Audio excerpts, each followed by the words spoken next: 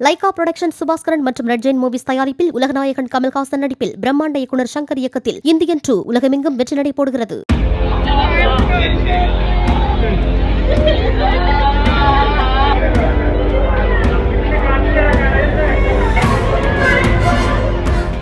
கேரள மாநிலம் வயநாடு மாவட்டத்தில் ஏற்பட்ட நிலச்சரிவில் சிக்கி உயிரிழந்தவர்களில் 94 பேரின் உடல்கள் மேப்பாடி பகுதியில் உள்ள சமுதாய கூடத்தில் வைக்கப்பட்டுள்ளன. இதில் 52 பேரின் உடல்கள் உறவினர்களிடம் ஒப்படைக்கப்பட்ட நிலையில் அவர்கள் கதறி அழுதபடி உடல்களை பெற்றுச் செல்வது மிகுந்த சோகத்தை ஏற்படுத்தியது.